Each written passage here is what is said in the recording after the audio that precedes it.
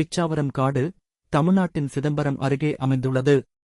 இது உலகிலேயே மிகப்பெரிய மற்றும் அழகான மாங்க்ரோவ் உயிரியல் சூழல்களில் ஒன்றாகும்.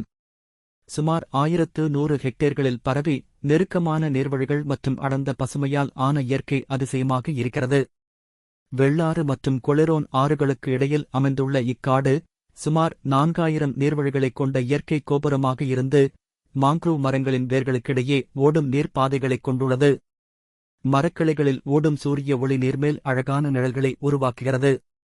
அபிசென்னியா மற்றும் ரிசபோரா போன்ற 50க்கும் மேற்பட்ட மாங்க்ரோவ் வகைகள் இதில் காணப்படுகின்றன. இது அதன் உயிரியலியல் செறிவைக் காட்டுகிறது.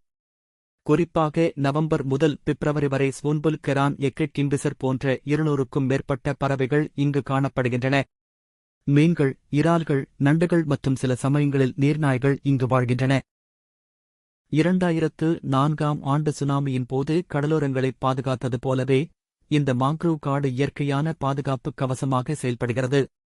இக்காட்டை சுற்றிப் பார்க்க வருகையாளர்கள் ரோயிங் படகு, மோட்டார் படகு அல்லது கயாக் மூலம் பயணம் செய்யலாம்.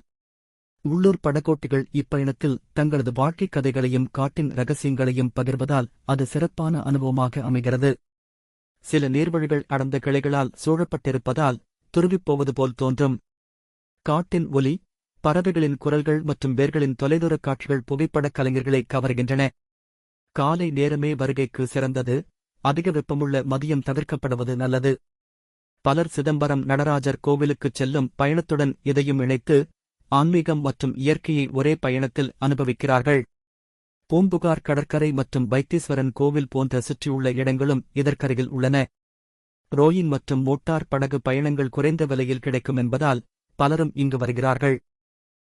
மாநில வனத்துறை 100 ஹெக்டேருக்கும் மேல் புதிய மாங்க்ரோவ் மரங்களை நடும் திட்டத்தின் மூலம் பாதுகாப்பு பணிகளில் ஈடுபட்டு வருகிறது. இருப்பினும் கடல் மட்டம் உயர்வது மற்றும் இறால் வளர்ப்பு போன்ற செயல்கள் காட்டுக்கு ஆபத்தாக உள்ளன. பிச்சாவரம் தற்போது ராம்சார் ஈரநிலமாக அங்கீகரிக்கப்பட்டுள்ளது.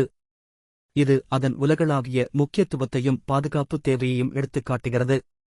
சுற்றுச்சூழல் ஆராய்ச்சியாளர்கள் இக்காட்டை தொடர்ந்து ஆய்வு செய்து வருகின்றனர். இக்காட்டின் அமைதியான அனுபவத்தால் பார்வையாளர்கள் மெய்மறந்து போகிறார்கள்.